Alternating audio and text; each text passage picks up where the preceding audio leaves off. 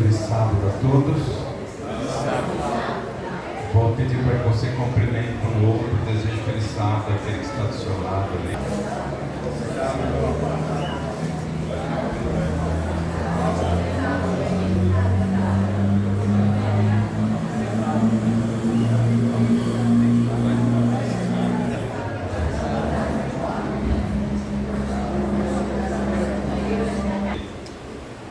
Será que você teria a mesma liberdade que tem hoje, faria a mesma coisa, pensaria do mesmo jeito? Você está inserido numa cultura onde você tem liberdade das coisas. Mas se você não tivesse liberdade, algumas culturas não dão liberdade nem de expressão e nem de postar nada que você gostaria de fazer. Quando nós olhamos para esta cultura da Medopérsia, eles estavam lá no cativeiro, havia tido libertação, alguns judeus haviam voltado para restaurar Israel, de um modo especial Jerusalém e capital. Mas alguns ficaram lá. Entre os que ficaram, ficou Mordecai e a sua sobrinha Esther. Esther é uma história muito bonita da Bíblia, usada para pregar, às vezes em encontro de mulheres, outras coisas que você tem ali. Mas é um livro que não fala sobre a palavra Deus. Nós poderíamos pensar assim: como nós podemos pregar sobre Deus sem falar de Deus? É um ponto importante. Às vezes para nós parece que é impossível algo assim.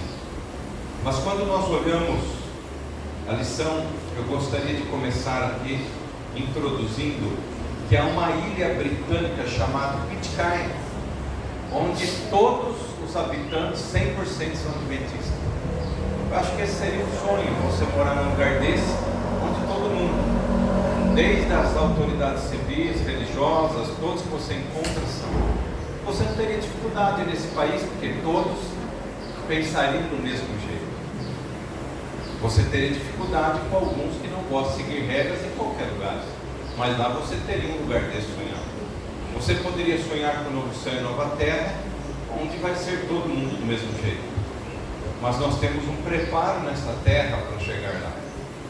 E quando nós olhamos aqui e pensamos assim, como que era a alimentação na Medopérsia?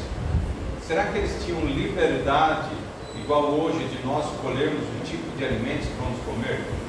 Ou era mais restrito? Pense em Daniel, o que ele passou por causa de uma decisão de não comer os alimentos dedicados a ídolos, alimentos alcoólicos. Pense na educação, no ensino. O que prevalecia no ensino? Com certeza a idolatria e outras coisas prevalecem nesses lugares. E o culto ao rei. O rei era a divindade maior. Você pega no faraó, você pega no rei da Babilônia, da Medopérsia. Você pega a maneira como eles castigam aqueles que desobedecem. E muitas vezes nós podemos olhar assim, não era um castigo e não existia direitos humanos, e hoje existe, mas nesse lugar também não prevalece direitos humanos. Pense como que é você jogar uma pessoa viva numa cova de leões jovens famintos. Será que não é desumano? Você pegar e jogar uma pessoa numa fornalha. E ele diz que empalava as pessoas. Empalar é você colocar uma madeira de baixo para cima, atravessando a boca e deixar a pessoa no sol ali, como um espetinho ali. Imaginem como você está numa cultura dessa e fala, não, eu sirvo a Deus. Nós temos uma liberdade tão boa hoje, e às vezes nós não pensamos nisso daí, nas dificuldades que as pessoas passam. Nós talvez não enxergamos essas coisas. Talvez por isso nós somos um povo também relaxados na nossa vida. Por não termos dificuldade, perseguição, aparentemente uma disputa direta com a gente ali. Mas quando nós olhamos para esses na Bíblia, Deus mostra que Ele está com o seu povo em toda situação. Esther era uma moça muito bonita. Ela havia crescido, talvez nascido também ali, tudo na Pérsia. não se diferenciava muito das pessoas de lá. É igual alguém que nasce aqui, vive com a gente, que tem seus laços, mas é daquela cultura. Falava o mesmo idioma fluente desde pequeno, vestia as mesmas roupas. E quando nós olhamos ali, a probabilidade dela ser uma rainha talvez fosse mínima, porque não teria nada de jogo político, alguém, ó, vai leva essa, vai aquele, que sempre tem naquela época também tinha. Aí você fica imaginando Deus dirigindo a história do seu povo. Deus conhecia Esther mais do que Esther conhecia. E Deus conhece o meu e o seu futuro. Pense nisso.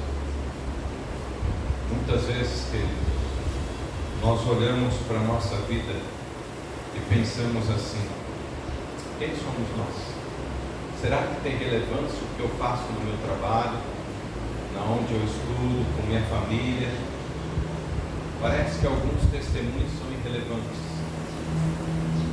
Mordecai, ele foi convidado a prostrar-se e adorar a Amã, e ele recusou-se.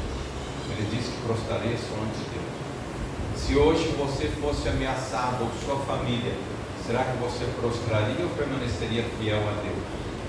Pense nisso. Não é fiel à igreja, ao pastor, fiel a Deus. Aquele que sabe as intenções do seu coração, aquele que está lá com você. Mordecai não se dispôs. Por ele não se dispôs, Amã pegou implicância pelo Deus de Mordecai. E com isso ele quis destruir todos os judeus. Mordecai não fez nada de errado, querido, para trazer essa desgraça ao seu povo, à sua comunidade, à sua igreja. Ele apenas foi fiel. Mas agora o seu povo pagaria algo muito pesado, pagaria muito alto com a própria vida por ser fiel a Deus. E no momento quando a gente acha que estamos abandonados no fundo do poço, no túnel escuro, Deus diz: eis que estou convosco todos os dias até a consumação. Você precisa ver os olhos lá. Deus começa agora a agir. E através de Mordecai ele diz para Esther: Esther, olha que interessante essa frase, ela está na sexta-feira, Esther 4:14. Quem sabe não foi para um momento como este que você chegou à posição de rainha? Será que você está aqui por acaso? Você serve o Deus Altíssimo? Será que está por aqui só pela sua beleza externa? Foi uma providência. Nós cremos. Talvez eles não entendiam no momento. Mas isso é importante nós entendermos. Nós não sabemos como vai ser a nossa vida, como Deus vai dirigir. Mas a cada testemunho vai colocando alguma coisa na nossa vida. Vai influenciando pessoas. E no momento certo Deus age. E a pergunta é: será que nós estamos prontos para isso? Esther toma uma posição, ela diz: eu não posso falar com o rei, e se eu entrar lá, eu serei morta. Mas vamos jejuar e orar. E aí então no terceiro dia eu vou falar. Aí eles buscaram Deus. Apesar do nome de Deus não falar, mostra que eles buscavam a Deus. Jejum e oração sincero, sem comer nada, aquele intermitente. Esther foi falar com o rei. Só que ela não podia entrar na casa do rei, só até a porta. Quando o rei a vê, que filme será que passou na cabeça de Esther? Depende do que ele falasse, ele estaria morto. Mas para a sua alegria e a direção de Deus, Deus estende e Esther toca o céu. Isso significa que ela foi aceita para uma conversa com ele. Imagine, queridos, era o marido dela e ela não tinha liberdade para conversar. A cultura que era. Não é só uma cultura machista, é uma questão idolátrica, um monte de coisa que envolve ali que nós vamos entender. lemos a história de Esther, nós começamos a entender a fé de Esther e principalmente a fé de Mordecai, que influenciou na educação de Esther. Pode falar. Interessante que ela fala, depois de ter conversado com Mordecai, depois de ter proposto o jejum e oração, ela fala que ela e as suas servas também estariam fazendo jejum e oração. E é interessante que no final da frase ela fala: se eu tiver que morrer, eu morrerei. Mas até que assim, a beira da face da morte, se o rei não aceitasse o posicionamento dela, ela ia ser fiel a Deus até no final da sua vida.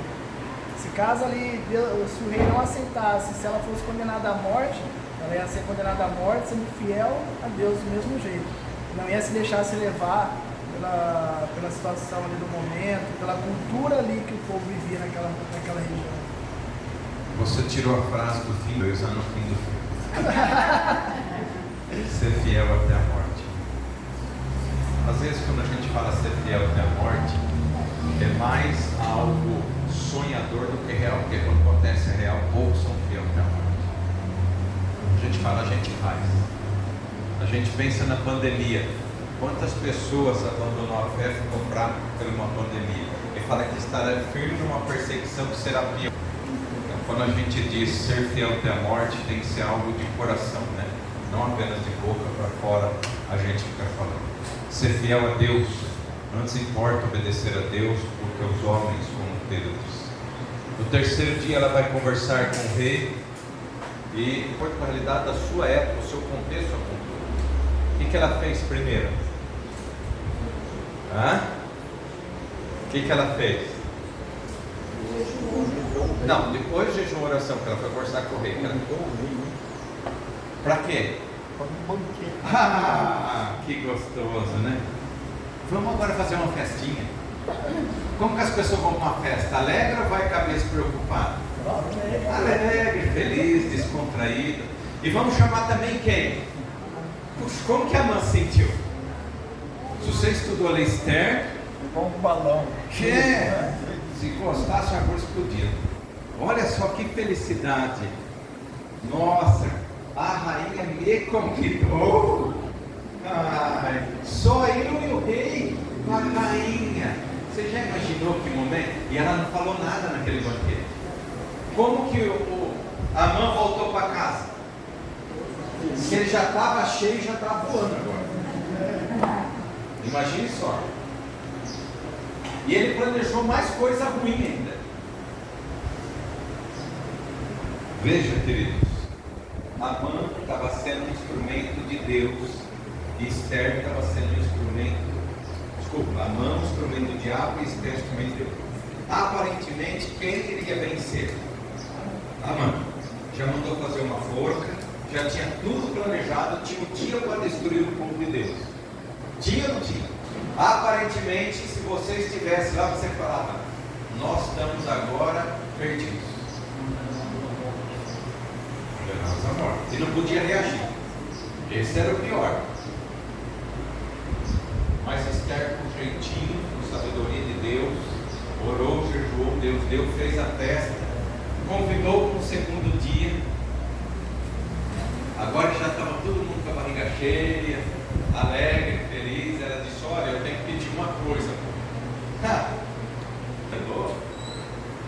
Eu só queria libertar o meu povo, porque eu sou judia. Você já imaginou ela revelar quem ela é? Isso daqui, ela revelar quem ela é, queridos, podia jogar por terra tudo que ela fez até agora. Mas ela teria que confiar em Deus, intercedendo no reino. Foi isso que ela jejuou e orou? Deus havia de agir no coração dele. Então, por isso que ao falar isso, ela deveria sentir que Deus estaria ali naquele momento. Entre o primeiro encontro que ela teve com o rei e o segundo encontro, do primeiro dia que ela foi até o rei, que ela foi até a presença do rei, e Amã foi junto, né, como honrado especial, né? Aí ele ficou tão feliz, o Amã ficou tão feliz de ter sido um convidado de honra pela própria rainha, é que ele voltou para casa e contou contou feliz da vida para os seus amigos e para a esposa. Agora notem o que a esposa fez. O que eu achei interessante foi isso. É que a esposa dele, Zeres, é que sugeriu que ele fizesse a forca para enforcar Amã, para ele voltar feliz na festa. Que ele estava realizando Mordecai. aliás, enforcar Mordecai, para que ele pudesse voltar feliz da vida e com sonho realizado. Né? Isso mesmo. Filhos ele tinha, o senhor lembra? Hein? Quantos filhos ele tinha? 10 filhos.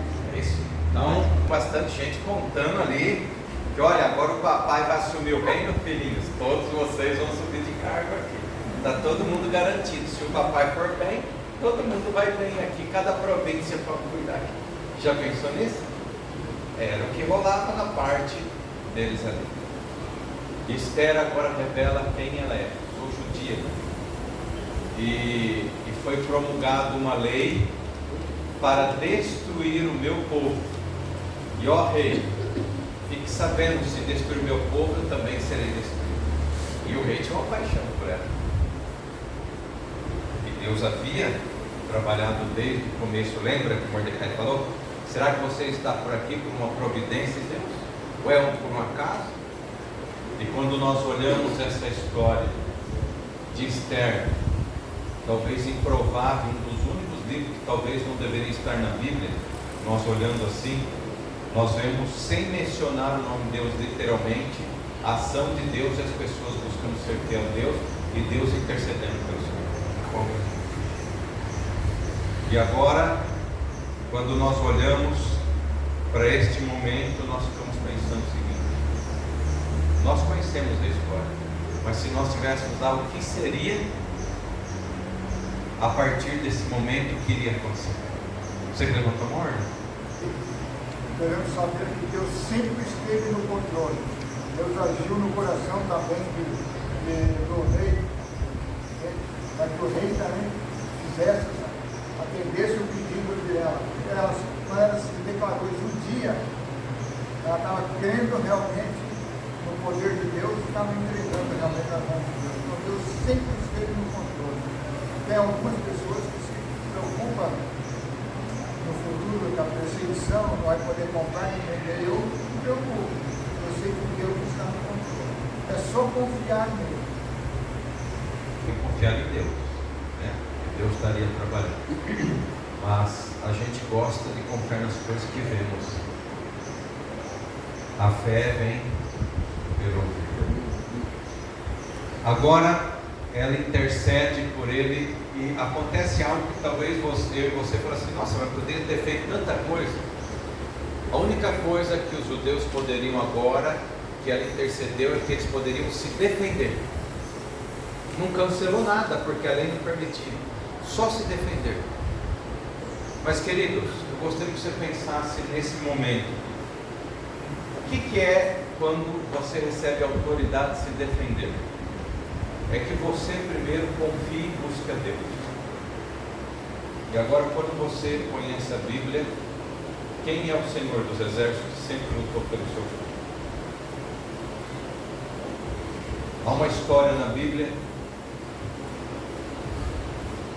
que um profeta diz assim: se você soubesse quem está conosco aqui, você não temeria do exército de lá, que é maior, humano. Mas eu não estou vendo. E ele falou assim: eu vou orar a Deus e você vai ver o exército. Ele orou a Deus, Deus abriu o olho dele. Quando ele olha na montanha, havia muito mais o exército de Deus invisível do que o visível. E quem derrotou aquela batalha foi o exército visível. A maioria, só um minutinho, a maioria das batalhas que nós vemos na Bíblia não foram homens com homens lutando com suas armas. Foi Deus intercedendo por eles nas batalhas que eles buscaram. O Senhor dos Exércitos é Jesus. E Ele diz: eu estarei convosco, eu irei por você. Na batalha correta, não faça batalhas erradas e clame a Deus que vai dar certo. Mas na batalha certa, estará conosco. Primeiro em clamar que eu falo. Eu vejo nessa história de Esther a mesma coisa que eu falei semana passada na nossa classe. E tem momentos na vida que a gente acha que a gente tem que fazer as pessoas próximas da gente engolir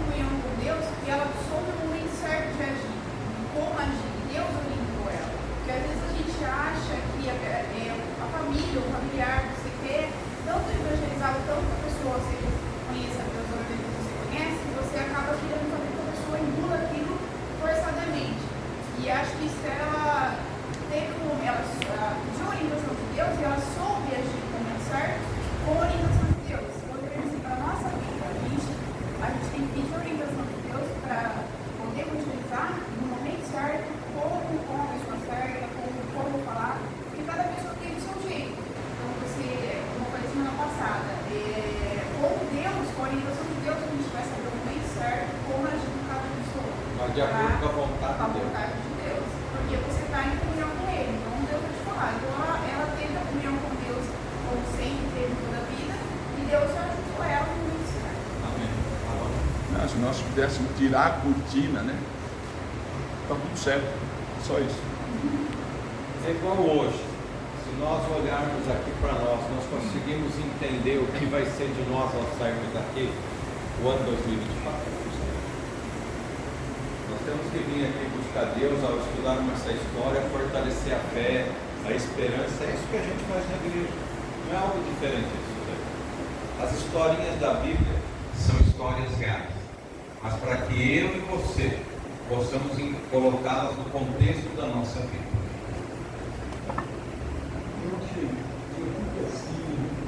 Mas infeliz da vida de ver aquele momento assim, da maneira como o Amã viu o barco naufragar, a casa cair e desmoronar tudo. Quando ela revela a rainha na presença do rei, o rei falou: rainha, peça o que você quer agora. Aí ela abre o jogo. Foi criada uma lei aí para eliminar o meu povo. E eu também fui junto, eu também sou judeu. Agora o rei faz a pergunta: mas quem foi que fez essa lei? Ela aponta para ele: foi este mau Amã. Eu não queria desistir de uma hora dessa. Uma hora dessa eu queria exalar, desaparecer. Foi o que aconteceu com ele. Quando ela apontou, foi este mau Amã que criou. E é interessante que ela usa a expressão mau Amã. Foi ele. E aí ao rei, para o rei, aquele homem era o braço direito dele, era o homem de confiança dele. E agora ele vê que ele estava agindo de tal maneira para prejudicar quem? A esposa dele? Não, é muito para minha cabeça. Continua, pode continuar. Queridos, vou voltar onde eu parei para nós irmos para o fim. Eu queria que você colocasse na situação de Esther, ali naquele contexto da época. Parece que o inimigo estava prevalecendo e quem está certo não estava dando nada certo. Até então parecia. Até no dia da luta.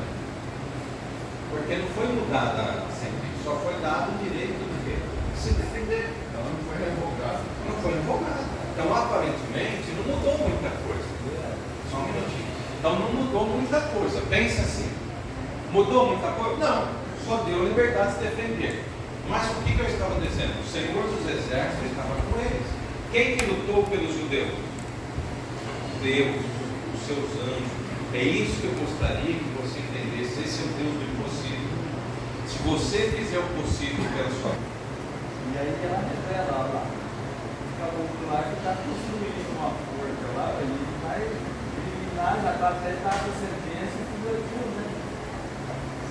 E aí a gente vê que naquele momento que Deus falou. Ele queria que o chão abrisse e ele entrasse dentro, né? A hora que ele foi apontado, né? E aí deu outra alternativa do rei da sentença ao contrário, né? Impressionante. O livro de Esther, ele está na Bíblia, de um modo especial, porque acontece no capítulo 9, a festa de Purim comemorada pelos judeus até hoje. Não por nós, pelos judeus. É uma festa de libertação. É que a palavra Purim significa sorte. Na nossa mente, sorte é outra coisa. É diferente da deles. Então, aqui Deus interveio para ele, mudou a situação de vida deles. Com isso daí, aparentemente, o povo de Deus seria destruído. Mas Deus, ao intervir por jejum, oração, pelas pessoas fazerem a vontade de Deus, agora é destruído o líder Amã e todos aqueles que... E o povo de Deus encontra um momento de paz. Um lugar estrangeiro seria totalmente impossível. Já pensou nisso? O fim com Deus é melhor do que o começo sem Deus. Entender? O fim com Deus é melhor do que o começo sem. Tem muita gente que não busca Deus. É igual aquele provérbio que diz: À noite vem o choro, mas amanhã vem o quê? Busca Deus, confia em Deus. Apesar dos recursos da medicina, da tecnologia, da economia, daquilo que você quiser buscar não tem, nós sabemos que nós servimos um Deus do impossível, e quando Ele age, algo vai acontecer mesmo que a gente não sabe, mas vai algo que não se beneficia apenas a pessoa, mas vai beneficiar o seu povo. É isso que Deus faz. Deus não age por uma pessoa, Deus age por aquele povo. É igual fala outra parte na Bíblia, a pessoa preocupada: somos poucos servindo a Deus aqui. Fique sabendo que tem mais de 3.000 pessoas que não dobraram os joelhos abaixo. Olha só, não é só você, tem mais gente clamando, tem mais gente fiel, e Deus vai interceder por todos no momento certo. Então, queridos, busque ser fiel a Deus. A festa do Purim não é uma festa minha e sua, mas a festa do Natal pode ser. Se nós não focarmos na festa em si, mas naquele que simboliza o Natal. O Natal simboliza Jesus Cristo. Ele possa nascer no meu e no seu coração. Para que eu e você fomos colocados no nosso trabalho, nosso tudo, nossos vizinhos, familiares nesse momento? Porque ainda você está vivo de tantas desgraças que está acontecendo aí. Será que você já pensou nisso? Eu passei uma semana difícil, enfermo, fiz um monte de exame, descobri, estou melhorando. Peço para você orar por mim para que eu esteja melhorando. Mas eu confio em Deus. Se Deus quiser que eu cumpra a minha missão, ainda serei restaurado. Estou fazendo a minha parte, com todos os braços cruzados, mas tem que confiar em Deus. As coisas ser feitas no momento de Deus, para Deus, Deus é feito. Nós não somos nada aqui. Isso é tão certo. Esses dias eu fui num funeral, conversando com as pessoas, não só eu, mas que eles estavam, nós chegamos à conclusão: daqui uns dias não haverá mais funeral. Amém. Pessoas tão vazias, não é amém, não é misericórdia. Não é a volta de Jesus. Não, isso tem que dizer. Não, é misericórdia. As pessoas não estão ligando mais para quem morre, os familiares que ficam. Só mais um, né? Mais um que está ali, vai lá só meia dúzia lá de amparo, nem quer mais velar direito ali a pessoa ali, não tem. Eu sei que o morto já está, mas por causa dos familiares a gente vai lá. As pessoas não ligam, vai de qualquer roupa, conversa qualquer coisa, passa ali, fica, não tem mais esse sentimento. E nesse sentido, para não gente falando, perdendo aquele respeito pelos entes queridos que estavam ali. O morto não vai ver nada, mas vai perdendo. Eu falei, daqui uns dias não vai ter mais funeral. Uma pessoa falou assim: pastor, talvez porque vai ser online. Fica filmando morto no caixão, quem quiser entra lá e fica assistindo. Ou se morrer de Covid, né? Já ensaca. Mas aí foi uma exceção, né? Mas estou falando de algo que talvez pode ser uma realidade, não muito distante. Eu já fui em funerais que enchia, não estou dizendo pela quantidade, mas as pessoas tinham sentimento pelas famílias que estavam lá. Durante a semana, às vezes visitavam, procuravam apoiar, orar. Mas hoje a gente está perdendo isso. A gente está vendo em algo assim muito rotineiro. Talvez venha na igreja porque hoje é sábado, bacana, tal, não vou fazer outra coisa. Mas será o que vamos fazer hoje pelo almoço? O que nós vamos fazer agora nessa festividade de Natal? Com quem vamos se reunir? Qual o testemunho que eu vou dar? O mesmo Deus espera, eu e o seu. Deus deu uma missão para nós. Para tal missão, você está vivo, para tal missão, você tem um cargo não só na igreja, aonde você está. Pense nisso. E o que você está fazendo com isso que Deus te deu? Isso é importante dessa nação assim. Deus não vai colocar outra pessoa no seu lugar, mas Deus colocou você. E Deus não vai cobrar o que você fez, mas vai cobrar o que você não fez e poderia ter feito. Então, quando eu olho para isso daqui, eu fico pensando: a história de Esther é linda. Eu não preciso ser missionário na Mongólia, na China. Pode ser, mas eu preciso ser missionário na onde eu estou. É no meu trabalho, é nos meus estudos, com meus familiares agora, que não é da mesma fé. Estou falando de mim. É onde que eu estou, como que as pessoas estão lá. Que Deus abençoe eu e você a cumprirmos a missão, como a lição diz, na onde está. você seja fiel nas ofertas, viu? E muitos de nós somos fiéis nos dízimos, mas esquecemos das ofertas. Quando nós somos fiéis nas ofertas, elas vão alcançar esses lugares. As ofertas vão, mas o seu testemunho vai alcançar aqueles que estão ao seu redor. Que o Espírito Santo nos capacite, os anjos sejam conosco nessa missão. Amém.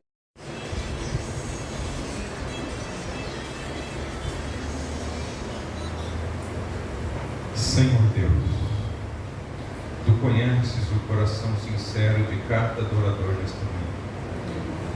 Tu também conheces o que cada um está passando na sua vida.